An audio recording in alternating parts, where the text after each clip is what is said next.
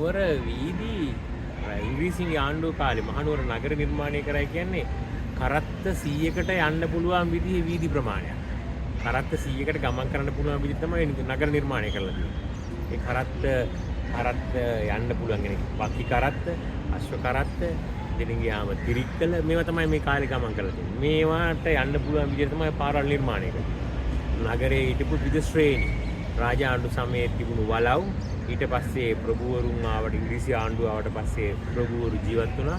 සමහර වලව් කඩලා දැම්මා. ඒ අයගේ නවාතැන් නිවාසිකාගාර බවට පත් වුණා. විවිධ ශ්‍රේණි මේ නගරයේ එක තැන්වල ජීවත් වුණා.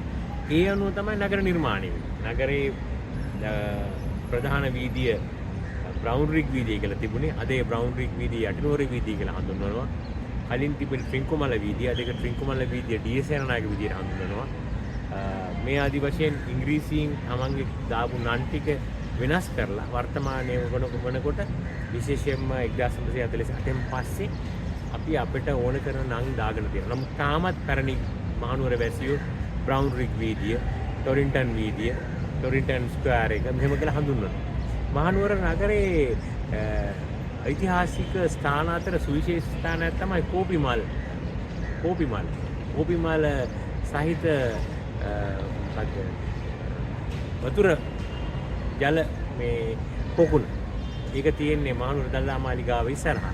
ලංකාවට කෝපි වගාව, බ්‍රිතාන්‍ය ජාතික කෝපි වගාව ආරම්භ කරාට පස්සේ ඒ ආපු ව්‍යාපාරිකයෝ ඒ සිහිවටනයක් වෙන්න කෝපි මලේ සංකේත භාවිතා කරලා මේ ලෝහමය වතුර මල නිර්මාණය කළා. මේ වතුර මල තාමත් තියෙනවා මහනුවර නගරේ. ඊට එහා පැත්තෙන් බ්‍රවුන් රිග් ආණ්ඩුකාරවරයාගේ ප්‍රතිමාවක් තිබුණා. බ්‍රවුන් රිග් ආණ්ඩුකාරවරයාගේ ප්‍රතිමාව 60 දශකයේ විශ්වවිද්‍යාල ශිෂ්‍යයෝ ඇවිල්ලා බිම දාන්න ගියා. අන්තිමේදී ගෙවච් කරලා අද කෞතුකාගාරේ තැන්පත් කළා. මහනුවර නගරේ තාමත් පැරණි සිහිවටන මේ දේවල් දකින්න පුළුවන්.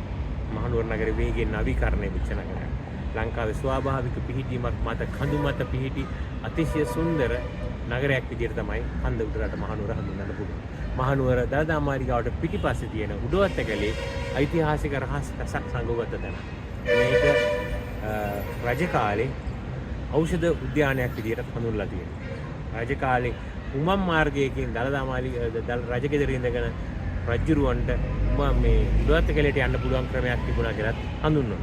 කෙසේ නමුත් මේ රහස් රසක් සංගවගත මහනුවර අද නිහඬව ලාංකික සමාජයේ සුවිශේෂී ස්ථානයක් විදිහට හඳුන්වන්න පුළුවන්.